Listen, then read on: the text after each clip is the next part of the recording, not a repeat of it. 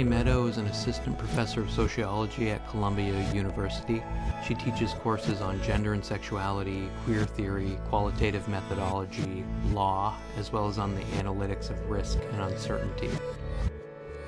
While her research covers a lot of topics, the work she's created that has had the biggest impact on me and on, I think, many people's thinking is her writing on the emergence of the transgender child as a social category and the creation and maintaining of gender classifications in law and in medicine.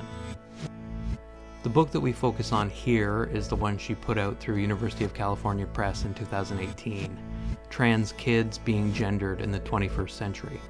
I was absolutely blown away by Trans Kids. It's teeming with insights and is genuinely a transformative read for lots of reasons, not least because it dwells with the irreducibly complex issue of how we acquire a gendered sense of ourselves, the powerful constraints placed on that process, and how these constraints are both generative and restrictive.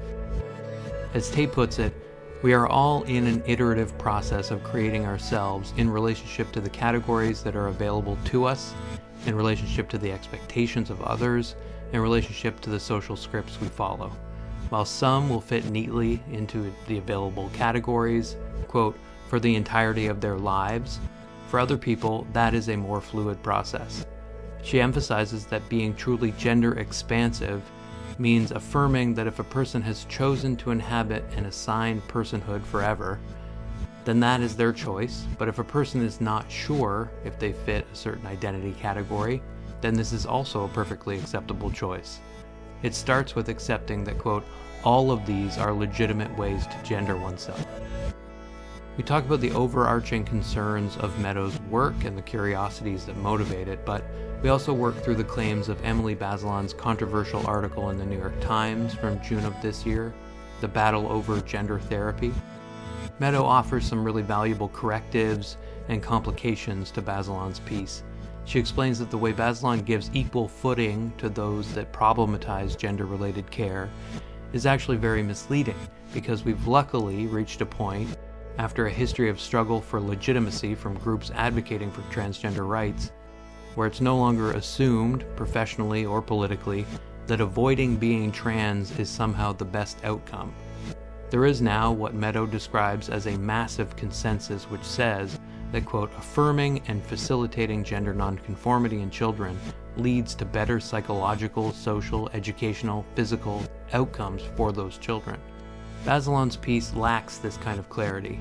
On the one hand, it doesn't address the fact that there are, quote, constellations of adults around these children, many of whom have medical or psychological expertise, who are very anxious about bearing the responsibility for helping these kids make decisions that are going to affect their bodies in significant ways.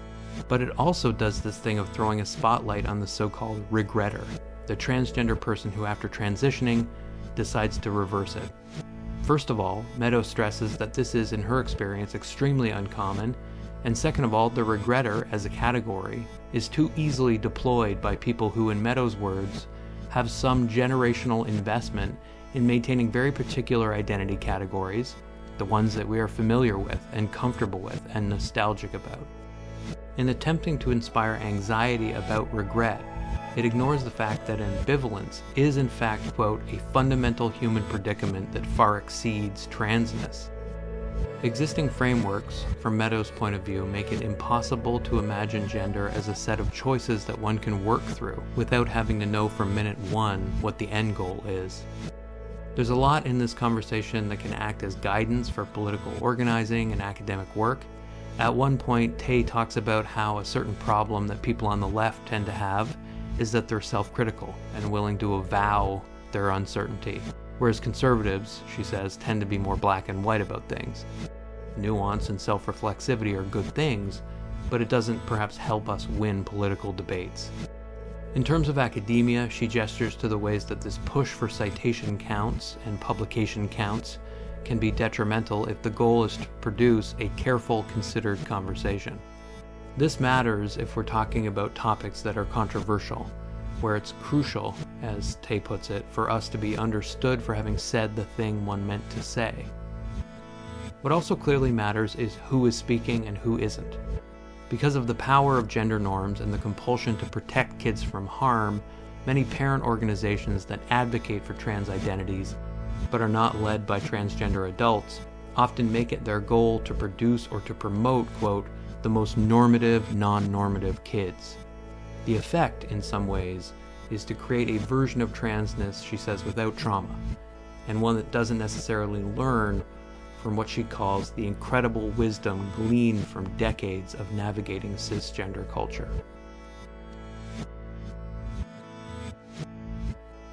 It's fantastic to get to talk to you, but in particular in this moment where, as you said in a recent interview, the media attention to trans youth has exploded.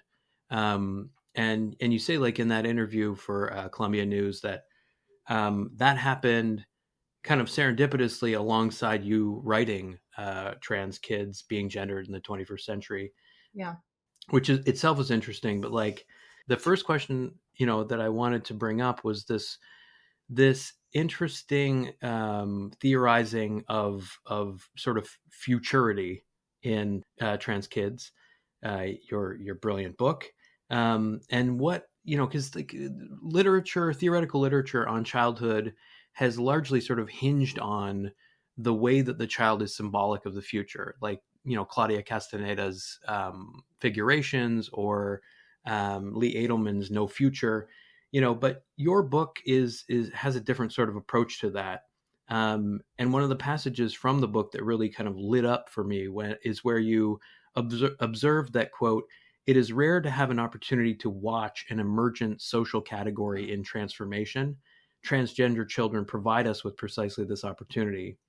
So, like, you're acknowledging some of the stuff that the literature on childhood does about how, children by definition have limited agency. And so, yeah, like when young people transgress against normative gender, it causes us as adults to sort of reconsider gender itself. And so, I wanted to ask you to unpack that a little bit further, and maybe, in relationship to this like central idea of adults, in particular the parents of trans kids, having an epiphany day, this moment where there's this kind of pivotal thing that happens, like one specific event that just like puts parents on a different course entirely.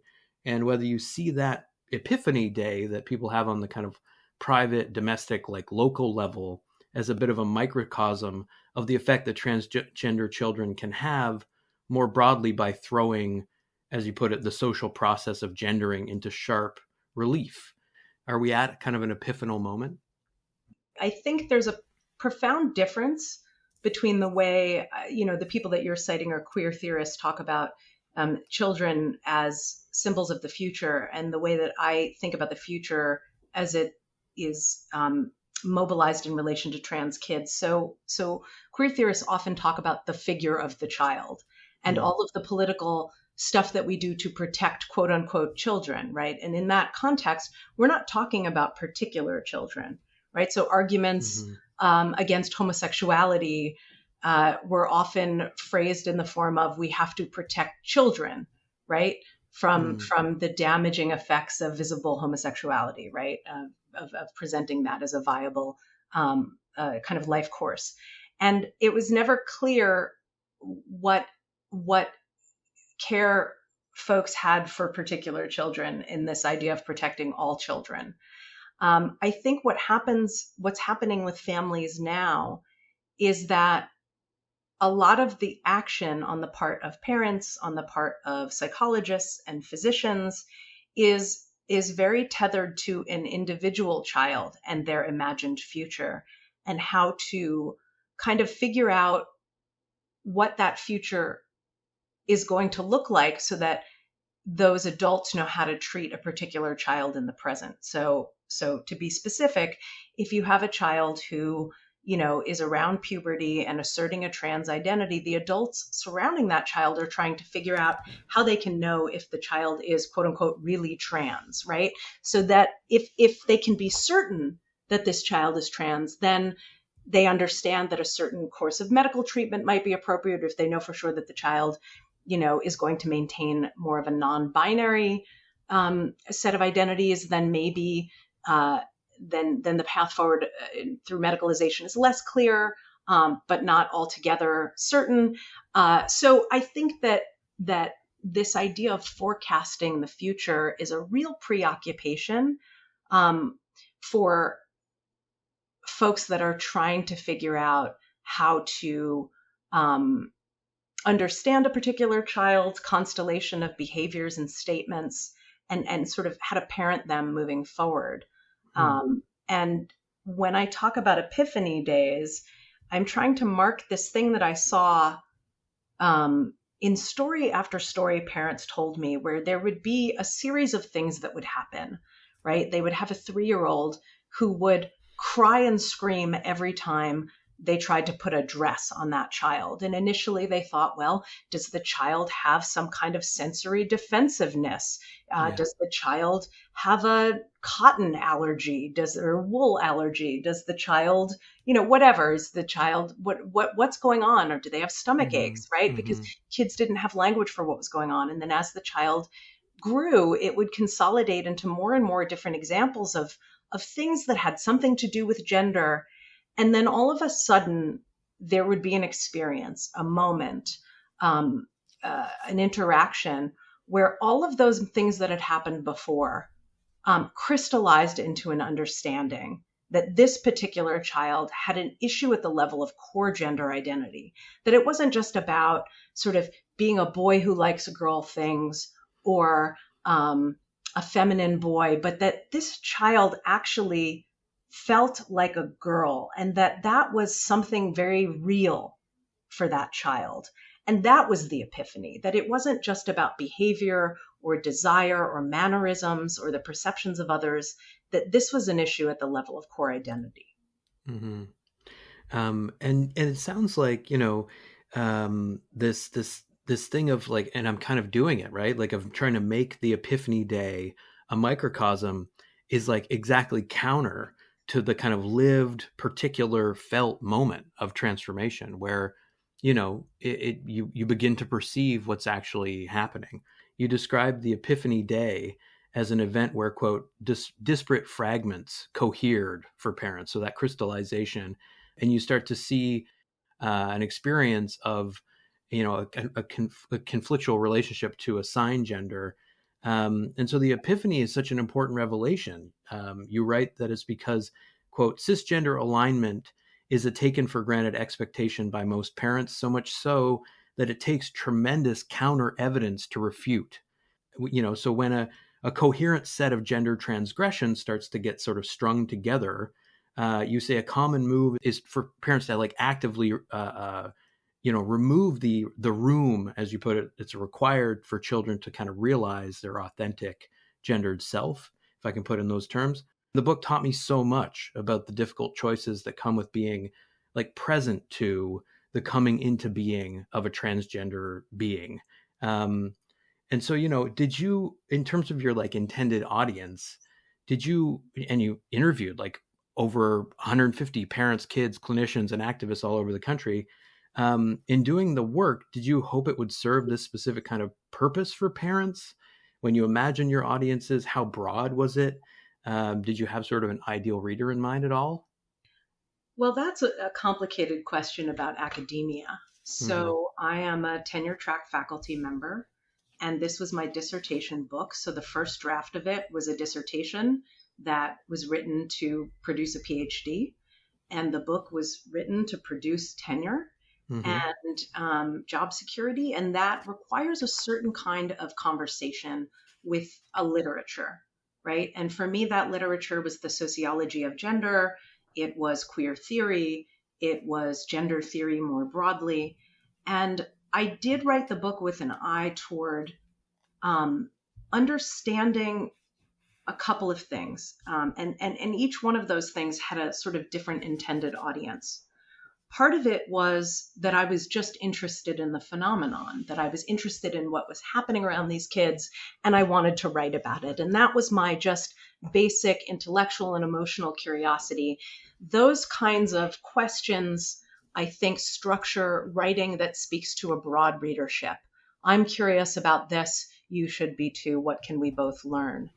And then there was this question of how do I help sociologists, and sociology, as I'm sure you know, is the study of people in groups and in societies and in culture together.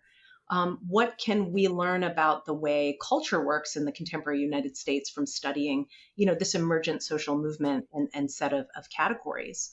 And then also kind of trying to add to a rich lineage of theory about how gender matters between people, within social institutions, to the state, and being in conversation with academics whose work, uh, when I was in college, provided me a way to understand my own life. And then as I became an intellectual, provided me with some of the most rich and challenging, questions to think about intellectually. Hmm. Yeah, absolutely. I mean, that was my experience, especially in, like a third year gender and sexuality course, like just encountering theory that really like threw the shutters open and it illuminated so much. I know you've talked about like wanting that you went to law school, but wanting to find work that you couldn't find after that, that kind of, as you say, embodied the like intellectual spirit of anti-racist legal analysis of history.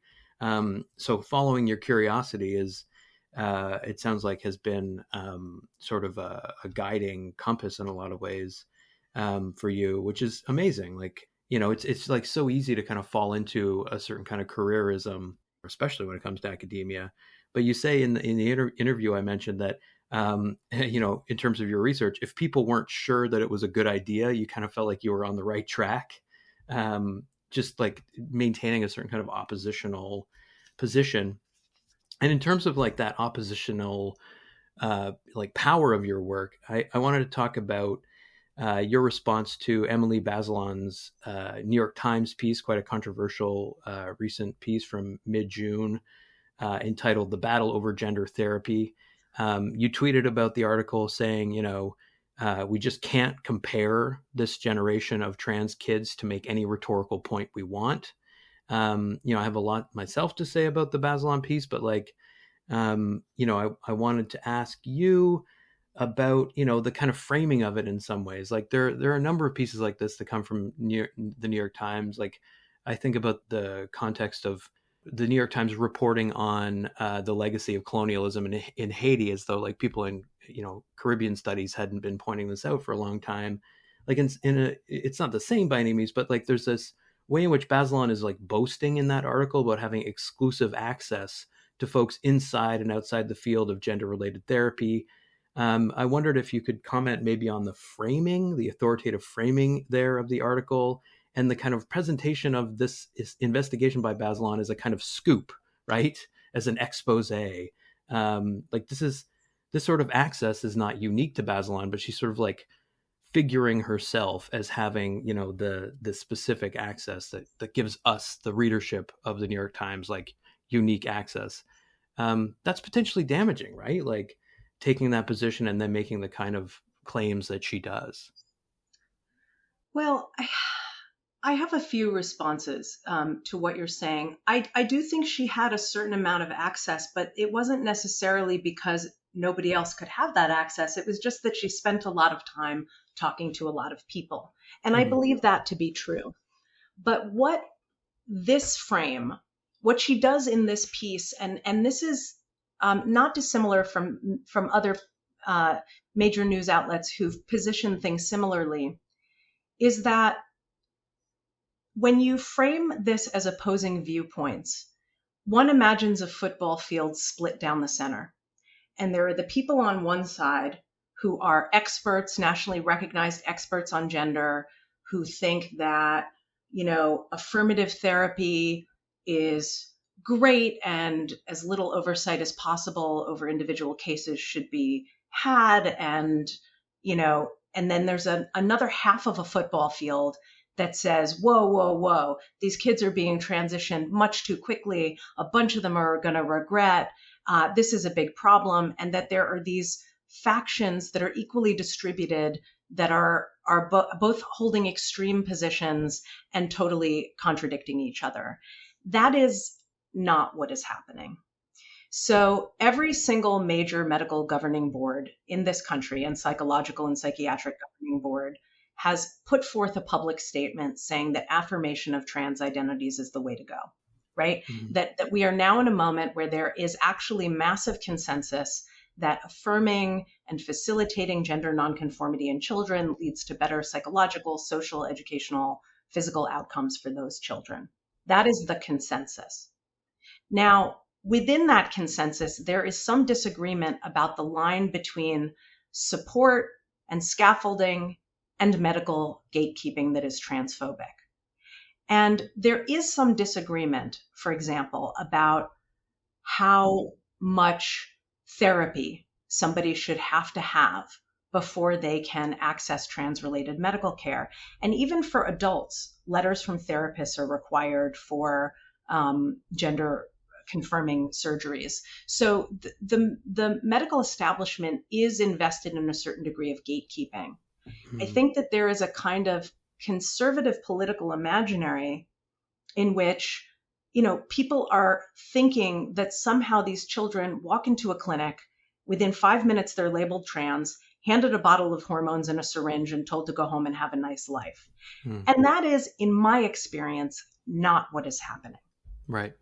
But what she doesn't talk about in the article, that is a lot of what I see, is that there are constellations of adults around these children, many of whom have medical or psychological expertise, who are very anxious about bearing the responsibility for helping these kids make decisions that are going to affect their bodies in significant ways.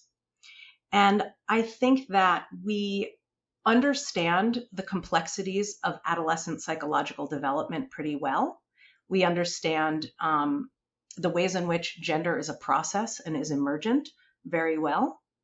And that it is anxiety provoking for parents and for clinicians to kind of know, not in cases where kids have been consistently and persistently trans from the age of 3, like those are not the kids that we're talking about. We're talking about kids that hit puberty and have a crisis, right? Their bodies start changing and the flexibility and that they had before disappears and they feel assaulted, right? And that can look to adults as if it's happening all of a sudden, but puberty happens all of a sudden, right? I think most of us had the experience of being like, oh my God, this isn't my body, what's happening? And yet somehow we expect trans and gender nonconforming youth to have a kind of certainty around things that nobody has about almost anything at that point. So the problem with the frame is that the number of people that are actively speaking out in inflammatory ways against these treatments, who are not doing it to bolster their, sort of political cred as conservatives, the actual clinicians, are a very, very small number. They're often motivated by political or religious or, other kinds of agendas. And, there are always dissenting voices in every, conversation. And giving those dissenting voices equal footing is misleading in many ways, as is the fact that every single article about trans youth talks about what they're calling regretters. Yeah. And what they're really talking about are people who start some version of a transition and then retransition back to where they were originally or some other version of their gender assigned at birth. Now, in my experience, not only is that very uncommon, and in fact, she talks about Ken Zucker, who's a fairly controversial figure in the world of trans medical care. He's often seen as somebody who is particularly conservative in his approach to treating trans people. And he admitted to me in our conversations that there's only one child in his, many decades of clinical work that made a medical transition and then transitioned back. And it's not clear if that child regretted having made the decision. That's the other piece of this. So what everyone is afraid of is that a child will, maybe make a social transition in school, choose a new name, alter their peer relationships, and then decide they want to transition back. If that is allowed, maybe the child won't regret having given it a try, right? And it's really about, we turn the volume up and the intensity up on these decisions so acutely that making the wrong one feels utterly catastrophic as an idea. Right. And it becomes impossible to imagine gender as a set of choices that one can work through, right? Without having to know from minute one what the end goal is. And that's a perspective that was absent from that article, and from most articles, that I think is actually the right perspective, that what you have is a certain amount of uncertainty, a tremendous amount of anxiety, a completely tender and poignant emotional and physical time in someone's life, and a bunch of people trying to work together to figure things out the best they can. Yeah, I mean, I guess, if we had to diagnose Bazelon, and that might be my next question, it's like there seems to just be a generic hostility to messiness in journalistic writing, and this desire for, as you put it, like epistemological certainty. And so, yeah, I mean, but that's extremely costly, and I like this sort of metaphor of the football field split down the center between affirmation and anxiety. There needs to be a far messier field of play. And this is, I think, why in the interview you talk about like visibility as a double-sided coin, where like, yes, you have acceptance, but visibility can also mean an escalating backlash, and this like consolidation of conservative rhetoric. And like to that point, I definitely want to come back to like the way that Bazelon talks about the specter of the regretter. But like to that point about the risks of kind of depicting the discourse as just like split down the middle. This is how Bazelon kind of, this is the picture she gives us. She says there are these two intersecting forces, just two, that are clashing, right? Increasing number of teenagers seeking gender care, and then this right-wing backlash. These are the forces that Bazelon kind of reduces it to. And so what's interesting to me is that like she's engaging at length with how uncertainty in research can be misused by trans exclusionary conservatives to basically punish the entire trans community, but then takes herself like an aggressively ambivalent stance in the article. And I feel like just that appeal to balance, like what I'm hearing you say is that it is itself problematic. She's quoting everyone without offering any like through line, which might, critique a position or offer clarity. And it seems to me like this one person, Scott F. Leibowitz, becomes like a kind of cipher for Bazelon's own uncertainty about medical and social supports for transgender kids. Like she cites him at the end of the article as saying that there is both, quote, enough evidence and not enough evidence, that you can kind of like leverage either thing for your own political purposes, I suppose. You're writing in Trans Kids about how many of the people you spoke to were, quote, actively seeking to understand the same phenomenon that you were, but with different epistemological orientations. Can we like diagnose Bazelon's epistemological orientation, as it were? Like, does she reveal it in some ways through her citations and by prioritizing like certain voices in the article? I mean, that's a complicated question. I think that in an effort to look even-handed, empirically, the piece is misleading in presenting it as if there are these two sides. Basically, the two sides, really, if you want to be clear about what the extreme stakes are people that think that trans identities in children and adults are legitimate, benign versions of human life. And on the other side, there are people that think that trans is a psychopathology and that it should be eradicated, cured, changed, curtailed, hidden, right? Those are the two sides. And so if you want to position her, I think I'm slightly more optimistic than you are, because all of her people land on the side of this is some version of acceptable personhood, right? So like Ron DeSantis is not in this article, right? But we know what he thinks, Yeah. right?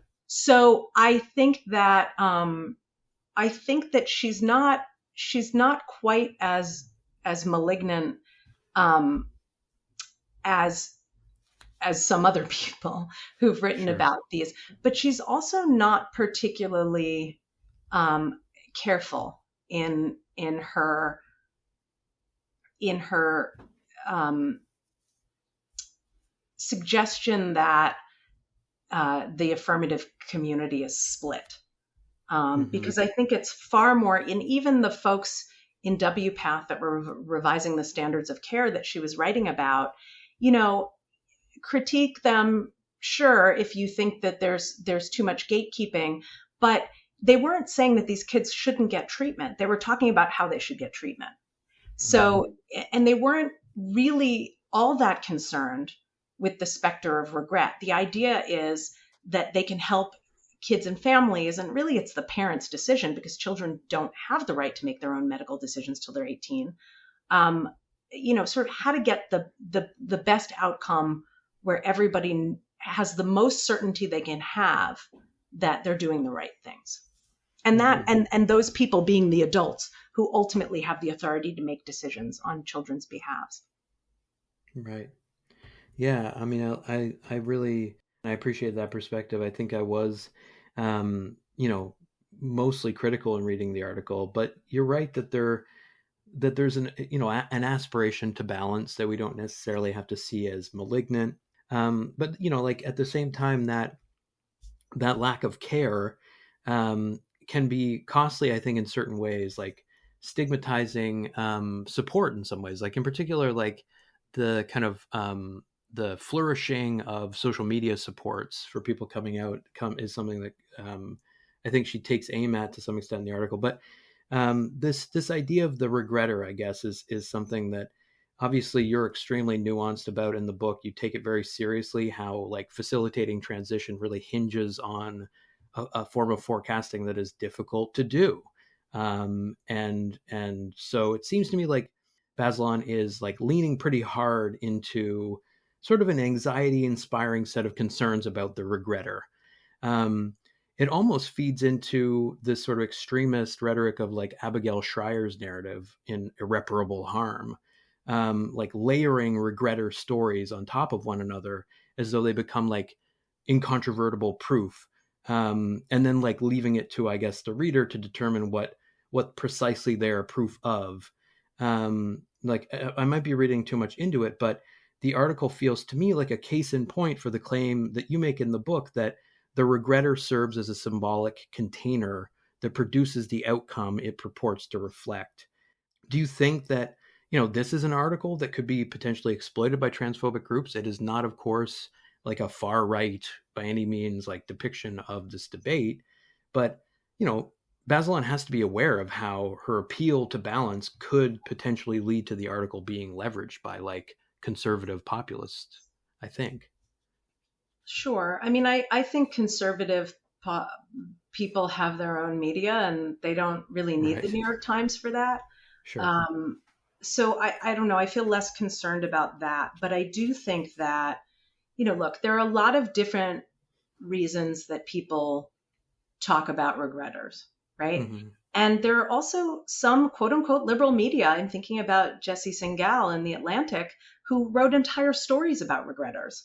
So the New York Times is not the biggest offender.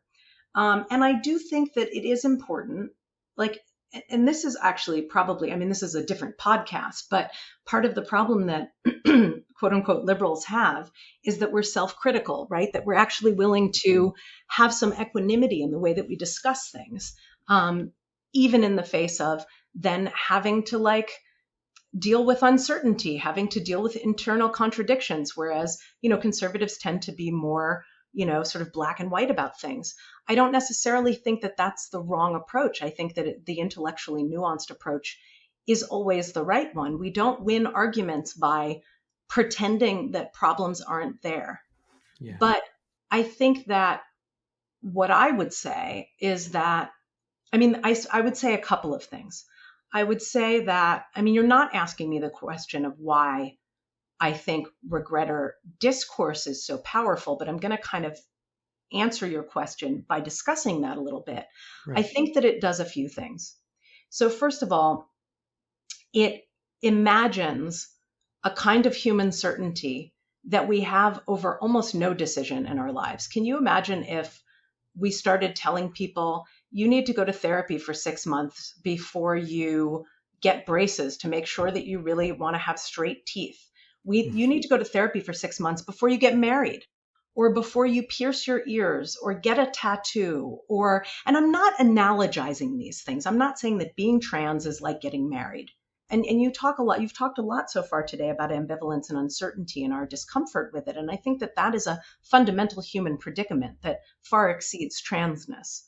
And so this attempt to prevent people from regretting something isn't something that happens in most areas of life that we consider to be benign, right? Choices. Mm-hmm. So when you focus on regretters in the trans context, this is something that I've said before, that we've been sort of trained by psychologists to think that if there's any possible way for someone to not be trans, that's the best outcome.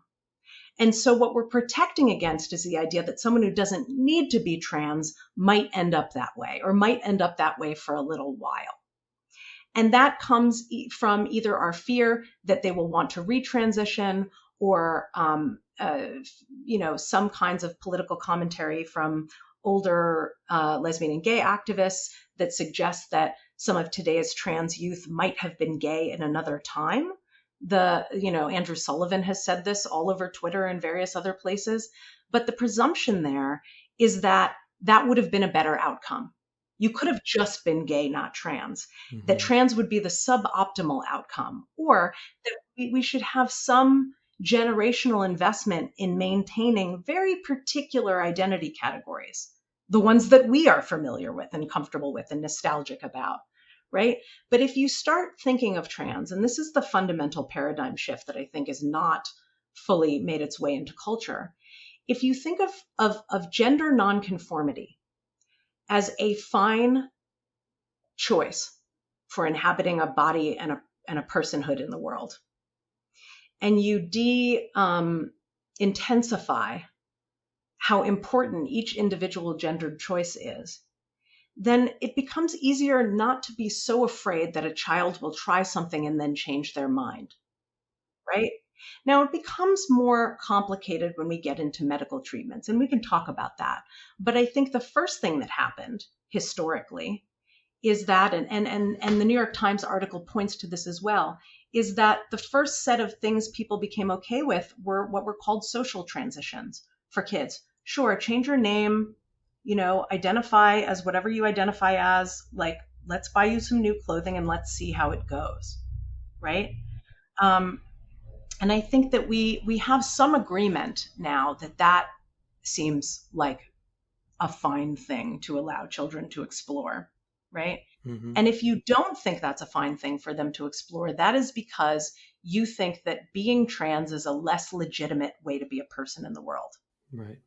And that's the epistemological framework that produces regretters as a category. Because then you're producing somebody who has to regret that decision.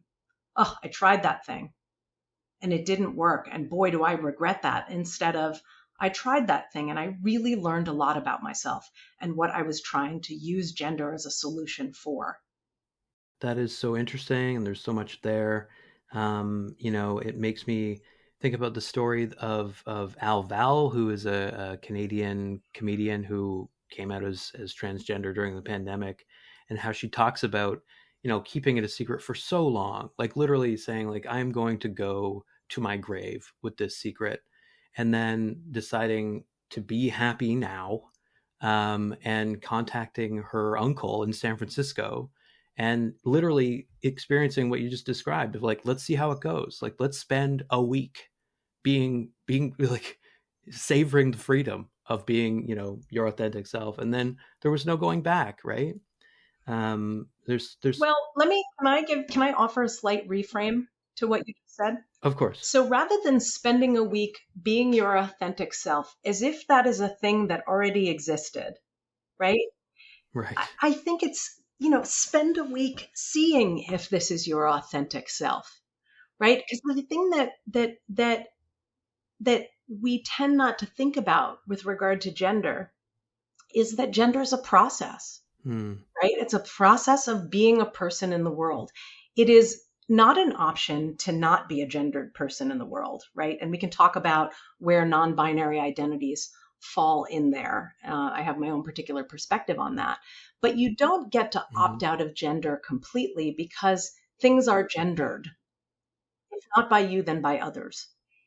And so it is really, we are all in an iterative process of creating ourselves in relationship to the categories that are available to us, in relationship to the expectations of others, in relationship to the social scripts we follow. And that is always a process. Now, for some people, there's an identity category that they neatly fit into for the entirety of their lives. And for other people, that is a more fluid process. And part of being truly gender expansive is saying, like, yes, if you say this is how it's going to be forever, this is how it's going to be forever. And if you're not sure, you're not sure. And all of these are legitimate genders, legitimate ways to gender oneself.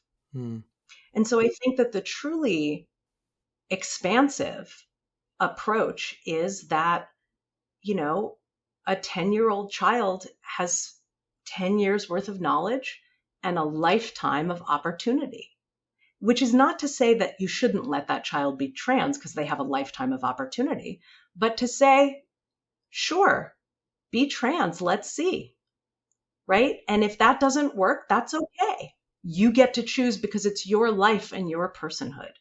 And I have a friend who is a trans man who told me that his father once said to him, "You're the only you that there is. You can't be the wrong version of it."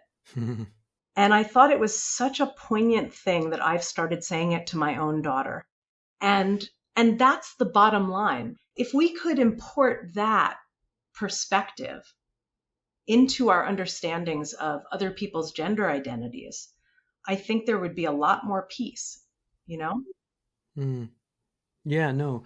And I appreciate that extra level of nuance. I really do. I think, it makes me think about how I'm using authentic. I mean, it's not a word that you throw around, and it is kind of totalizing, right?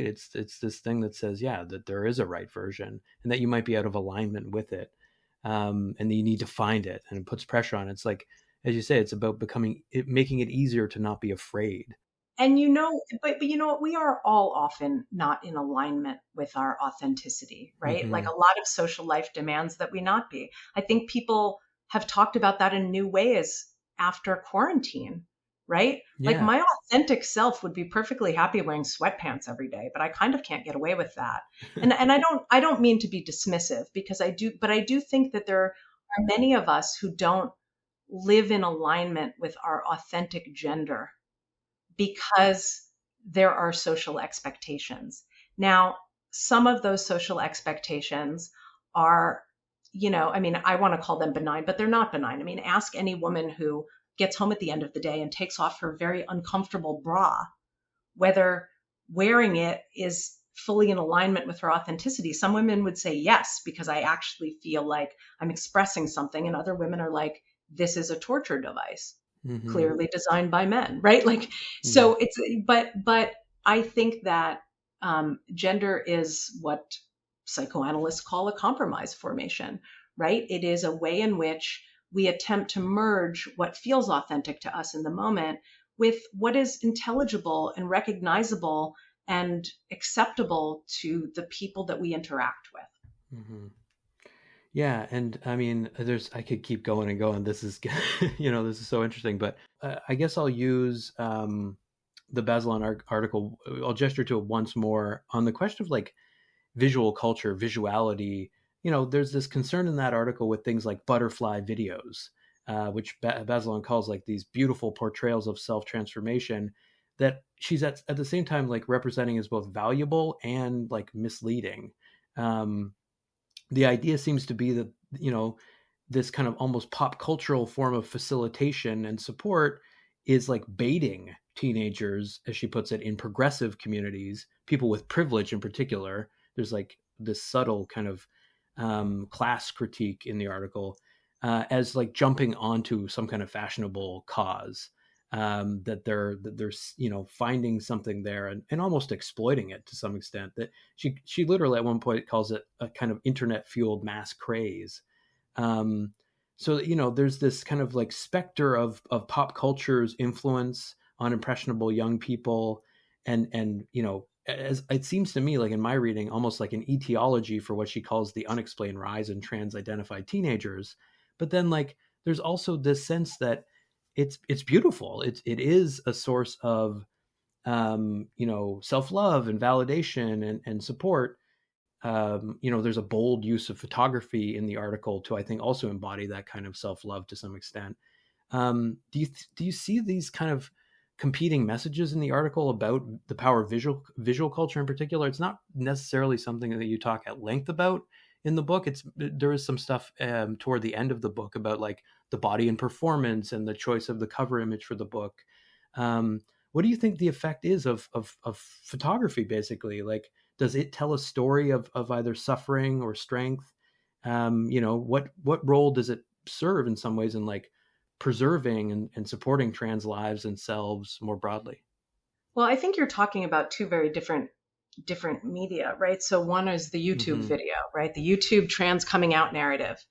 Mm-hmm. I think that this fear of what psychologists call social contagion is a pretty it's a pretty big question right now. So are there trans kids? The fear is that a vulnerable child who is probably not trans goes on YouTube, sees a bunch of videos of triumphant trans youth transitioning, and thinks, wow, the solution to my social problems or my depression or my bad body image is transness. And I will have this experience of emerging from my cocoon, a beautiful butterfly, right? And that makes somebody trans. It's such a perversion of what is actually happening that it's hard to know where to begin. So first of all, the implicit message is that the proper way to become trans is to see a bunch of very unhappy, suffering trans people and feel like you have no alternative. You have to do it anyway, Mm-hmm. right? Yeah. This mirrors conversations like Anita Hill on homosexuality, right? Like that gay people should suffer and be invisible so that people are only gay if they have absolutely no alternative, right? That is absurd and offensive as a paradigm.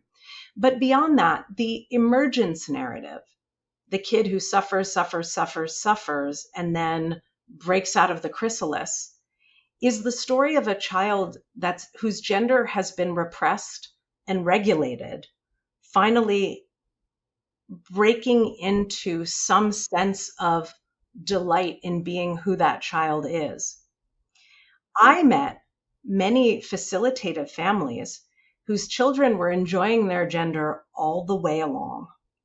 If the cultural pathways include a path where kids can continue to experiment with gender and see that as part of a lifelong project of being human, if that's the thing they want to experiment with. Many people have pretty unremarkable cisgender identities and are perfectly happy not thinking too much about that. But for people for whom gender is a locus of curiosity, conflict, exploration, play, sadness, whatever, the more possibilities we have for that to be someone's narrative, the more YouTube videos there'll be of it. So if you have an issue with butterfly narratives, maybe don't make it so hard for kids to emerge. And then that won't have to be such an unbearable triumph over despair. The question of whether there is a social contagion effect is slightly different. And I think one's perspective on it depends on whether or not you think transness is a problem. If you think it's a completely valid way to be, then someone seeing it and deciding, wow, that feels like me, is just how any of us find anything, right? Like my child is obsessed with horses. And the reason that she knows that is because her grandfather, who is a veterinarian, took her to a horse farm when she was 3. Now, if she had never met a horse, she might not identify, and her gender identity is horse girl, as a horse girl. But she really, really does because she had the opportunity to. Social contagion, sure. We proselytize animal love in our family.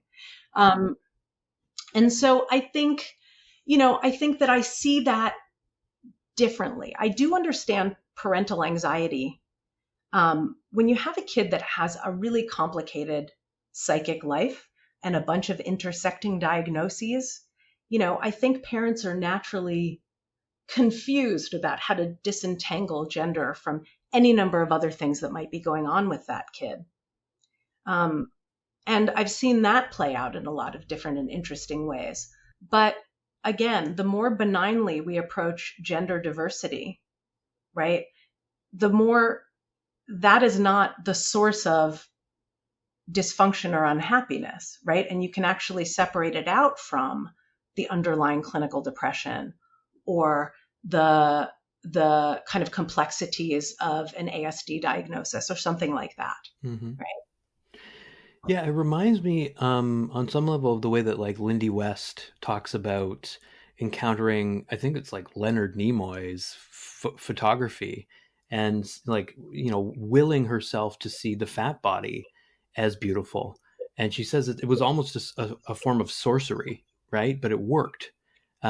Basically demedicalizing the fat body and it becomes an inhabitable subject position in some ways. Being happy now again is sort of how she puts it, rather than imagining the fat body as something that needs to have part of itself excised in order to be an inhabitable body. It's not again like a direct analogy, but it's what it kind of made me think of there. But I wanted to, I guess, talk about this, as you say in the book, this kind of emerging marketplace for expertise. You say trans is not just an identity, it's an industry, and the kind of place of expertise in some ways. Like you've spoken to the kind of just realities of like and the parameters around being an academic and like writing for tenure. But like I'm very struck by your kind of command of language, the importance that you give, precision of language in the book. Words like immutable come up again and again. This notion that gender is simultaneously an accomplishment and at the same time immutable is this like delicate balance that you try and achieve in your own sort of, as it were, epistemological orientation. In terms of your expertise, it's clear that you're trying to just pack an enormous amount of, I think, insight into like you're kind of economical with language. In sentences like this one, for example, you say gender and sexuality evolve in intricate relationship to one another. Emergent sexuality often trades in gender behavior. It can be a way to signal availability to the objects we desire. I wondered if you could talk just about how much time the book took to write, the process of writing, and this dedication to kind of precision, and whether, I guess in terms of audience, you think that precision, that theoretical sophistication is important, who it's important to, and how it might offer, as you say, adults the cultural tools for interpreting transgression as a clue to underlying identity characteristics. I mean, yeah, the book took me a lifetime to write because I've been a student of gender forever, right? As we all are. I think it did take me quite a while to write. It took me about 10 years from the beginning of doing the research to when the book actually, hit the internet. And part of that was about needing several years to do the research, to spend time with people, to really know deeply the community and what was happening. Part of it was the demands of it not being the only thing I do. I teach and I supervise students, and all of that takes a certain amount of time. I think I learned how to write a book by writing this book, which is not an easy thing to learn to do.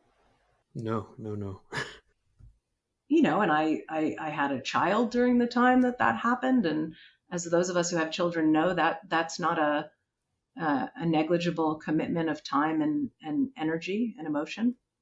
And so I think that it benefited. I mean, I think that we have this, one of the things I see happening in academia that I think is very destructive is this push for like citation counts and publication counts. And this book is an intellectual process, took some time to germinate. And I think that good intellectual work can. I mean, sometimes you just have an idea and you just put it out there and it really resonates. But for a book length treatment of something as complex as this, you have to really sit with it for a while and see how all the different ways you can understand it.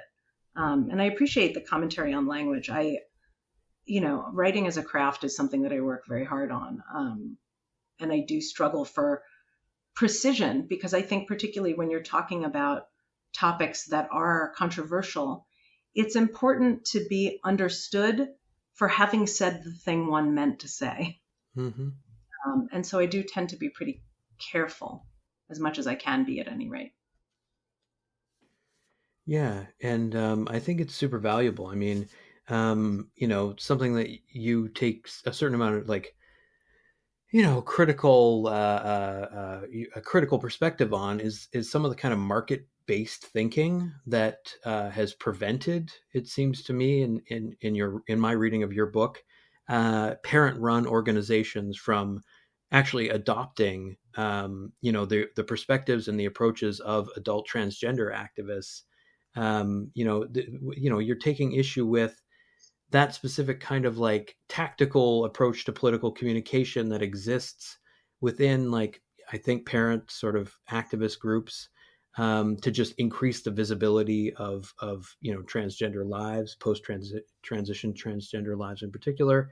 And it does seem to be there's a certain kind of like allergy to complexity and messiness that leads some of these groups to sort of just adopt, as you say, like one of two kind of narrative strategies, basically. Like you write that it was the parents' aim to, quote, convert their child's subjective self-understandings into socially sanctioned forms of identity and personhood, and center the idea that their children are exquisitely vulnerable to death. You describe this as impression management. Do you think, like, just fundamentally, that accepting the messy reality of our lives means abandoning to some extent impression management? Or do you get where those groups were kind of coming from in taking those sorts of approaches to public communication, basically? Well, let's be clear about something. Largely speaking, parent organizations are not led by trans people, they're led by parents. What do parents want? They want the most conflict and trauma-free path forward for their children. They want to create happy, self-sustaining adults.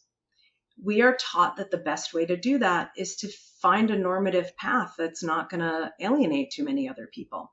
And so the messaging is often like, how do we create the most normative, non-normative kids, right? And part of that, and the conflict with earlier trans communities is less about that they're messy because everybody's messy, and more about trying to create a world, and I believe this to be well-intentioned, where children think that transness can be an easy path. So if you introduce a bunch of kids who will never have experienced their natal puberties and will likely pass as adults to a generation of let's say, and this was, I think, where the biggest anxiety was around older trans women, right, who didn't pass, who had really difficult lives, who often, had pain in their stories and in their bodies, right? That was not the version of transness they wanted for their kids. They were desperately trying to create a version of transness without trauma. Right. And I think the unintended consequence of that is that the incredible wisdom gleaned from decades of navigating cisgender culture was lost, right? The tremendous sense of both acknowledgement of the difficulties of being non-normative, of which there are no matter what generation you're in, and disappointing other people or scaring them or angering them, and then finding a way to an identity that has a sense of agency and beauty and pleasure in it, right? And so those of us from older queer or trans generations really understand the value of the struggle for legitimacy. And I'm not suggesting that I think that young trans people should have to fight as hard as older ones did. I'm just suggesting that the connections there are worth the discomfort for cisgender parents that they might produce. Yeah. And it's just like notable to think that like one of the corrections in like the Emily Bazelon article is that, people who leveled complaints at Ken Zucker's method were activists, not parent groups. Like that's an interesting distinction to have to make, and one that is maybe worth unpacking. I don't know, but I did want to, I guess, ask you about the place of Dr. Kenneth Zucker, this, as you say, like quite polarizing figure, and maybe the relationship between Zucker and like vulnerability, this way that you theorize vulnerability in your work. Like there's this book that you contributed to and co-edited, which is called Other, Please Specify, Queering Methodologies in Sociology. That book has so much about sort of methodology itself to, in terms of trying to kind of transform not just academic work, I think, but maybe the place of the expert more broadly, like thinking about experts not as purely about like impression management, like that's clearly a part of it, but trying to like politicize respectability politics, impression management as part of like the production of knowledge. And so, I mean, like in the chapter that you contribute to that book, you argue about that, like the orthodoxies that we learn in graduate school don't feel helpful when you get out into the world and like experience the messiness of it. And that chapter is called The Mess. And that central metaphor of the mess is interesting to me for a number of reasons. There's this quote from Angela Davis where she talks about how, feminism for her is about troubling, neat analyses and dealing with the messy world. She says it makes us, feminism makes us recognize social realities that don't always reflect the neatness of our analytical categories. And that we need to be willing to try to begin to like approximate the messiness of social reality. But, what you're saying is that, to quote you in that chapter, some of the political impulses that lead us to do politically inflected emancipatory research also condition us to have an anxious relationship to the very sexualities and genders we seek to liberate. What were you trying to communicate by saying that? And, this idea that, professionalization, trying to minimize your vulnerability, those things like are actively working to kind of counter the goal of creating the kinds of methods that you're basically like calling for in the book more broadly. That book was really written by a collection of us who are of a particular generation who've done social science research on gender and sexuality related topics. And, part of what the book emerged from a series of conversations in which we sort of realized that we felt that the bar for entry for our work was higher than work on less controversial topics. So to get published in top tier journals, one had to have a level of novelty to one's analysis, a level of technical sophistication that would not have been necessary for more kind of middle of the road topics, right? That there's a certain amount of need to surmount people's skepticism about the topic in order to be heard, right? Or the presumption would be, well, this is I remember one of the biggest talks of my career one of the questions I got was, from somebody who said, well, let's just pretend that I have an antipathy to trans people. And, I want to say to you, like, well, how many of them are there even? Is it even worth studying? Mhm. Right? Like, would we say that to, people in a minority religious group? Would we say that about, people with a particular, I don't know, social experience? Or, I mean, it's like you can't imagine saying that to almost any other group of people. And so, you know, and my response was, well, number one, we don't, like, how many are there? We actually don't know. And I reminded this person that there were probably trans students in their classes that they had no idea were there, right? Mhm. So we really don't know how many trans people there are, which also points to the methodological complexity of studying something and studying something that's in formation. Yeah. And so that book was really written for graduate students, for junior researchers who are thinking through not only what are the most innovative ways to, for example, figure out how many trans people there are, so empirical strategies, but then also, and this is what I wrote about, some of the psychic strategies that we need for confronting field work where you can't necessarily walk into the field with a hypothesis you're going to test, Mhm. because the situation is so emergent that the value, the scientific value, is in being there Mm. and in being present for the messiness of what's going on in the social world. And, Angela Davis is one of my favorite writers. And, when she said that, I think she was actually talking about the kind of sense that, you think that you're solving one problem and sometimes you're creating another. So, for example, she's very famously written about what she calls carceral feminism. So the idea Mm. that the thing to do about rape is to put a bunch of men in jail.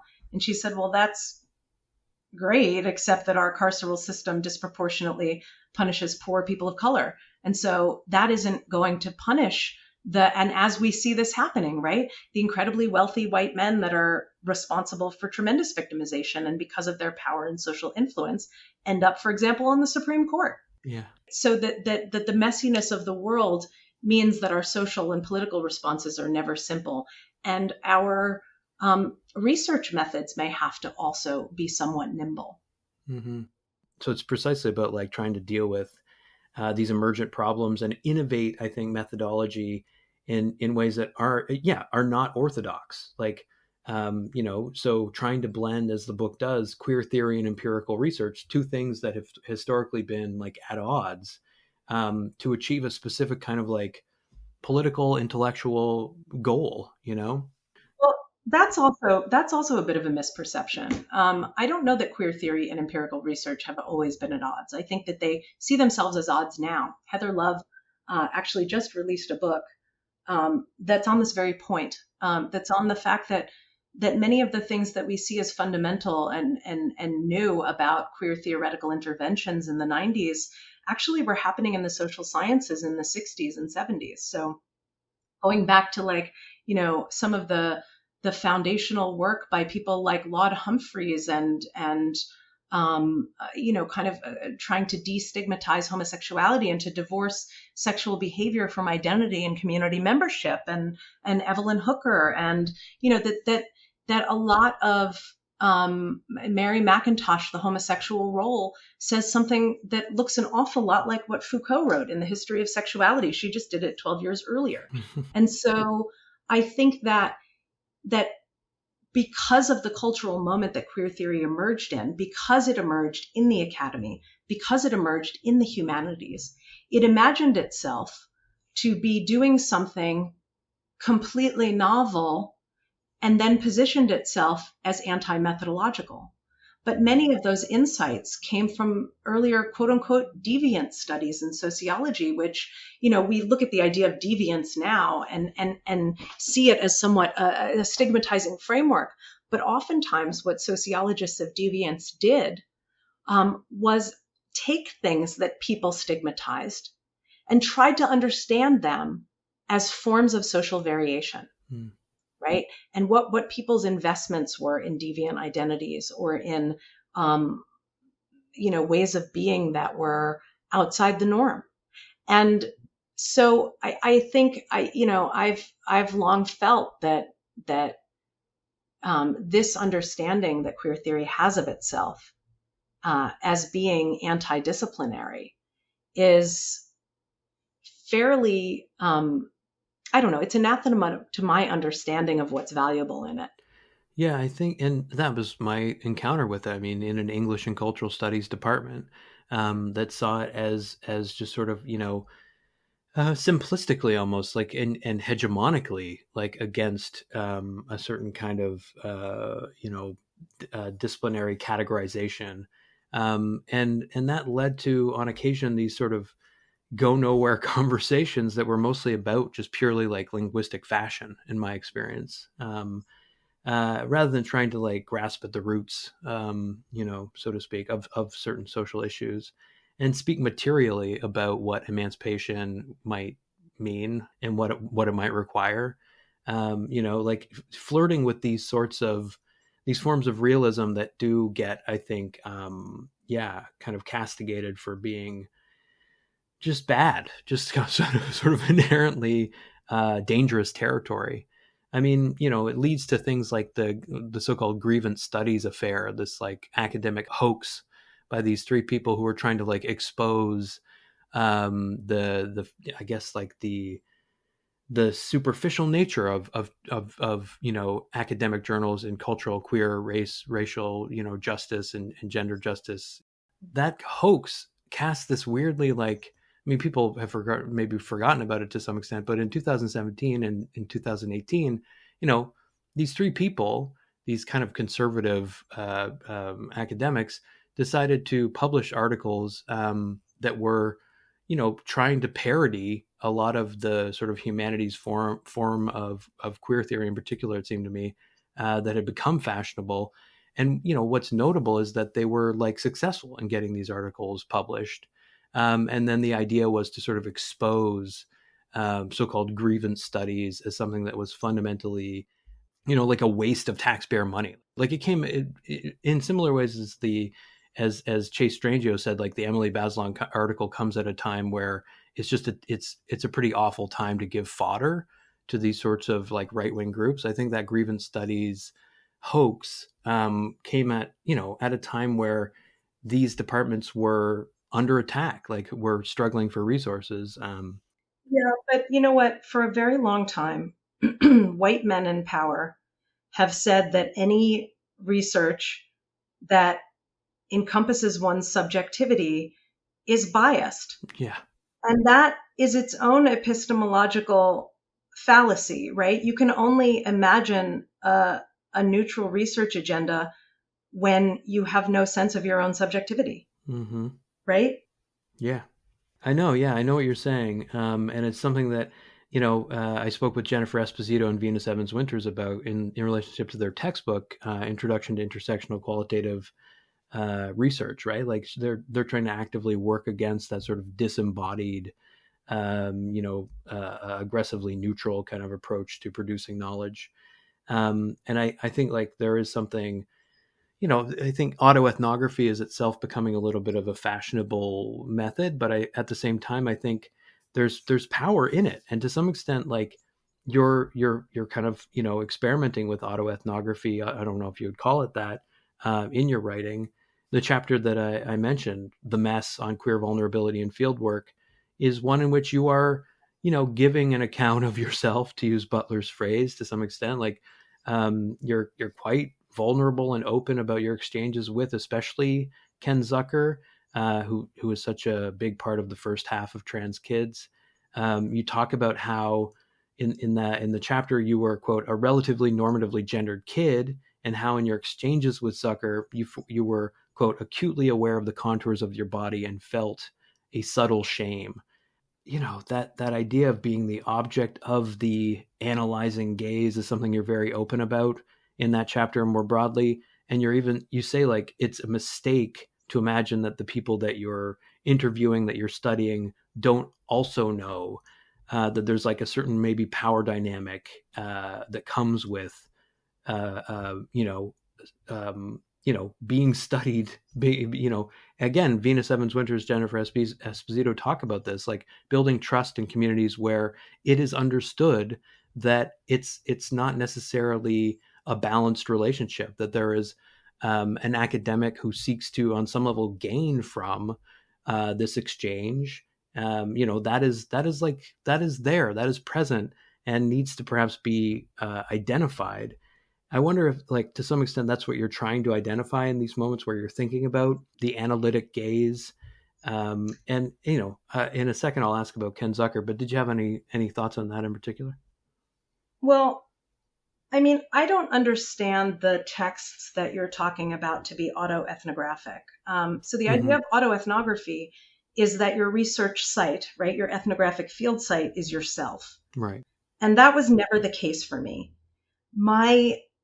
The subjects of my ethnography were the kids, the parents, and the clinicians. What became interesting to me was the way in which who I was mattered to them in that context. And part of what I try to say is that that is not evidence of the truth of what I am, even socially. That is the truth of how they felt I was relevant, dealing like in relation to the particular set of social circumstances that they were in. Right. You talk about how they perceived you as fluent. Yeah. Right. Or whether or not they perceived me as trans was often really tied to some concern of their own. Mm-hmm. And, it speaks to the ways in which our genders are always in a process of being interpreted by others. And that is what I mean when I say that I think gender is relational, right? That it is always a sense-making process and a way of figuring out how to relate. And so, in that sense, it was not an autoethnographic account at all, because I didn't tell you much about me other than what happened to me in the field, which is what ethnographers do. And I think it's a very white male version of ethnography to either leave that out, right? Sure. Or to assume that, to not sort of see that as part of what's going on, as part of the social situation. Yeah, I mean, and you say, like, there is something about our contemporary moment too, where, as you put it, we can't study gender without being a subject of study. But I get what you're saying. It's like your experience and providing that account of yourself, that's by no means the central point. It is this more reflexive and relational thing. And so when you talk about Ken Zucker, who is like a person who I think is just like very deserving of the podcast treatment, being kind of preeminent for so long, and then experiencing this moment where he is successfully removed from CAMH. I wondered if you could speak to just who that figure, who he is and what he represents to some extent, how he maybe is illustrative of how conflicted the sort of still cis heteropatriarchal mainstream has historically been on the reality of gender nonconformity, and transgender people as like legitimate, a legitimate subject position. Like, what is it about Zucker that is still at this point in his career, he sort of looms large on some level, right? You say that in the book that he had your respect, but also your skepticism. So he's even kind of polarizing personally for you, right? Well, yeah. I mean, I had a number of very uncomfortable interactions with him, which I write about in the book. Mm-hmm. Ken is a very interesting guy. I mean, so in a large sense, people react to him because he has held a tremendous amount of power, institutionally and rhetorically. Mm-hmm. So Ken led the committee that revised the Diagnostic and Statistical Manual of Mental Disorders when they revised gender identity disorder in the early 2000s. He is, I think, still the editor of the Archives of Sexual Behavior, which is one of the highly ranked sexuality journal. He ran the biggest clinic that did gender related care for youth in Canada. He's incredibly published. He's worked with all of the major international clinics that were the earliest folks treating trans youth. Everybody knows Ken. Mm-hmm.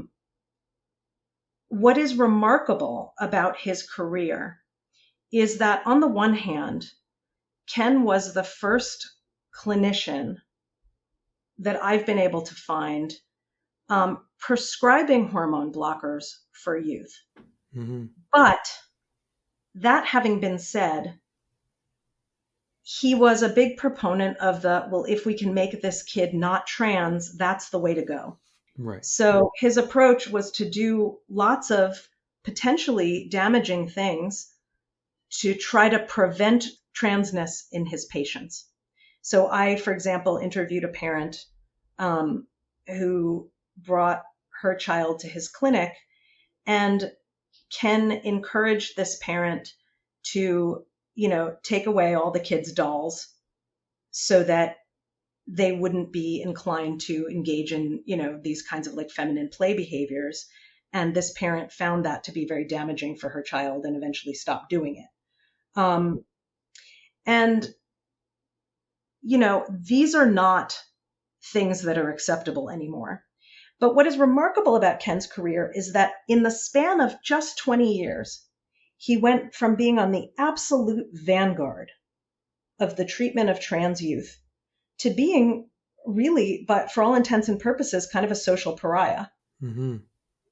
And so I find that a fascinating indication, not just so much about Ken, but about the rapidity with which the field has changed around these issues.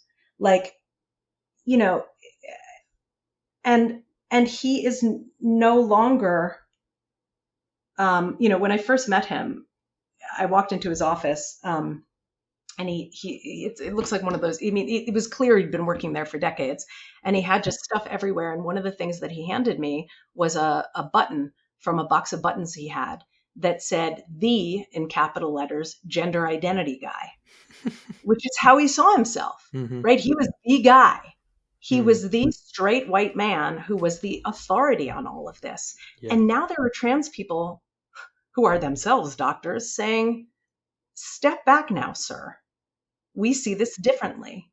And it is a white male conceit to imagine that you remain the expert forever, even as the people who form the basis of your expertise have the ability to advocate for themselves. And that is that is the psychiatric gaze right there, that imagines itself to be the expert who knows the truth of other people's experiences. And Ken got really caught up in that. Yeah. And so, he's a really complicated figure.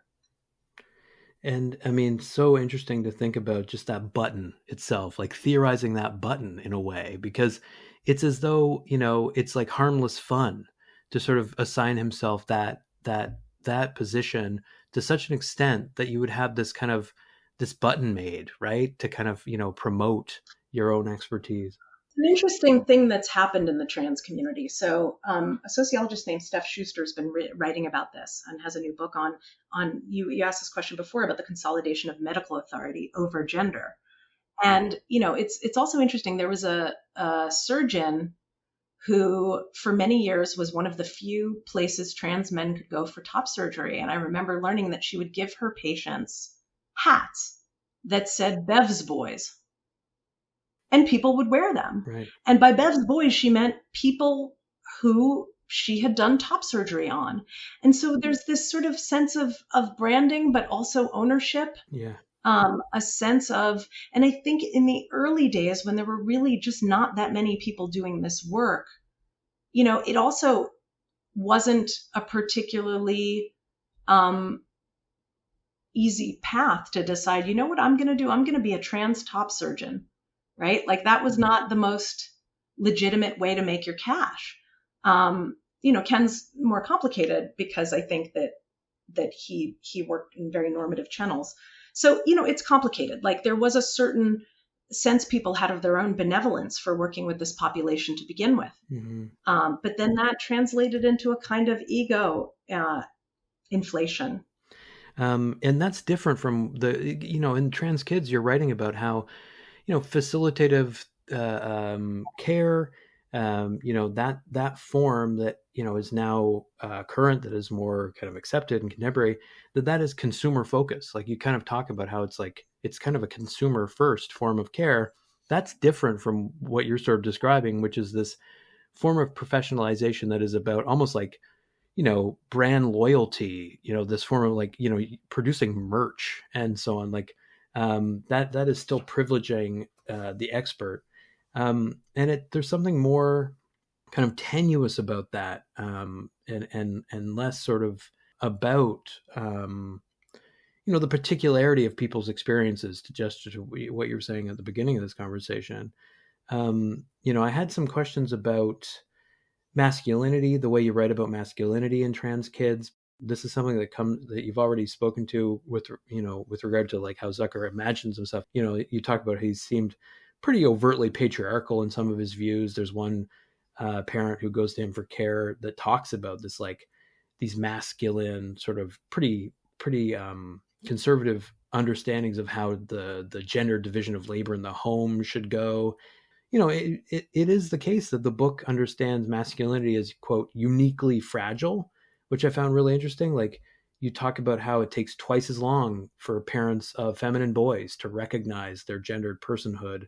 I don't know if your thinking on that in particular has sort of like shifted, or how you've maybe refined your perspective on the fact that masculinity is, in your words, paradoxically both accorded high value and highly fragile.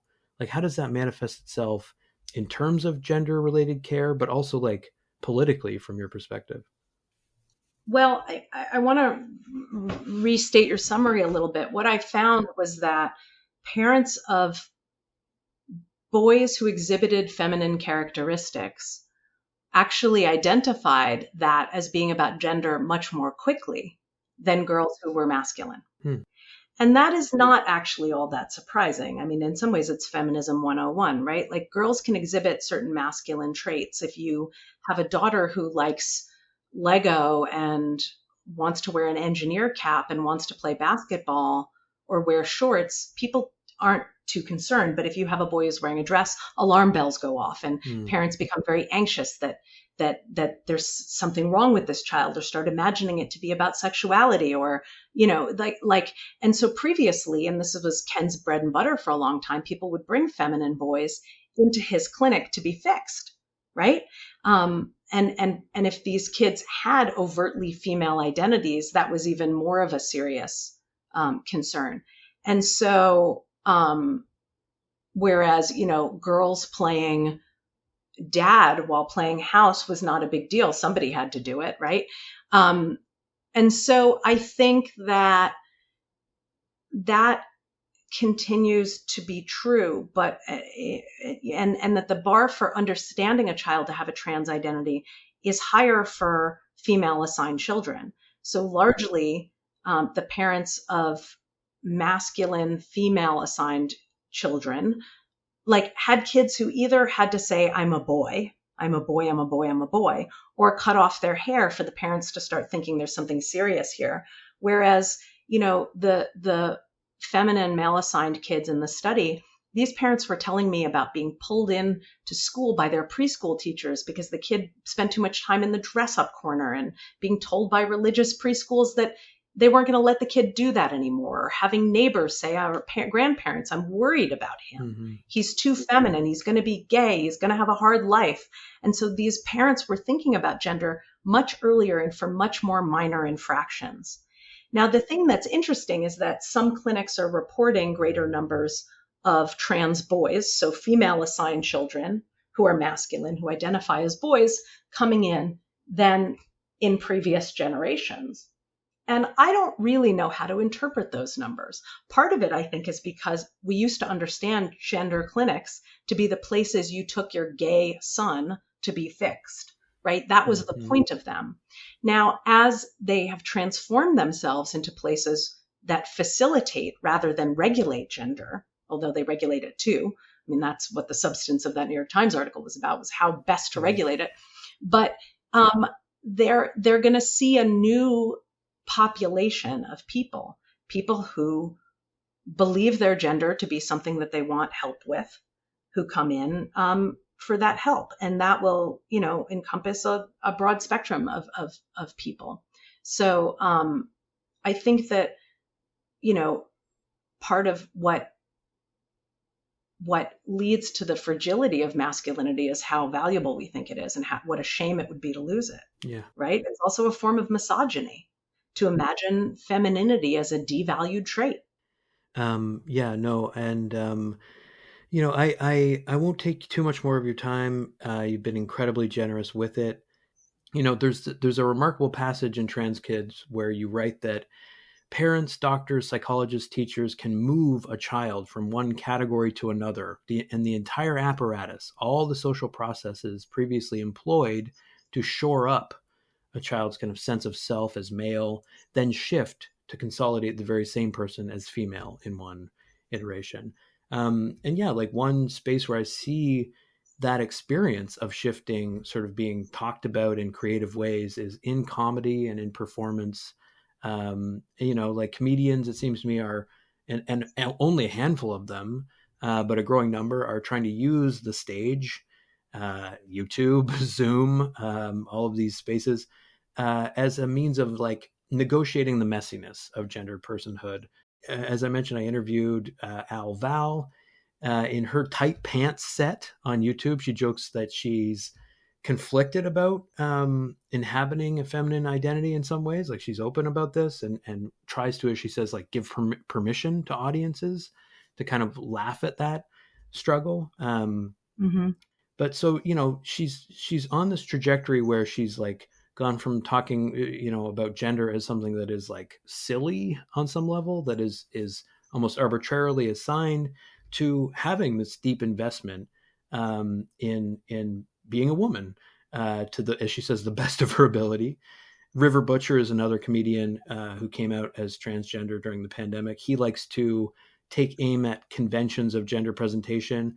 So like in his Comedy Central special, A Different Kind of Dude, he's also talking about like the absurdity of kind of hegemonic masculinity in a lot of different ways. Average dudeness, as the LA Times put it. Do you yourself see any power in the use of comedy to like open up a more kind of inclusive conversation about gender? And what do you think it means that it was during the pandemic that we had this kind of emergence of trans positive, trans inclusive comedy at the same time that we had, Dave Chappelle's horrifying The Closer special, this Ricky Gervais special, which are openly transphobic? Like these things are emerging at the exact same moment. Well, I think artistic expression is always a place for people to work things out. I think that comedy is always a place where, great comedians are people who work through their uncomfortable feelings on stage, right? Their awkwardness, their failures, oftentimes the butt of the comedian's joke is themselves. That's certainly more true probably for women than men, right?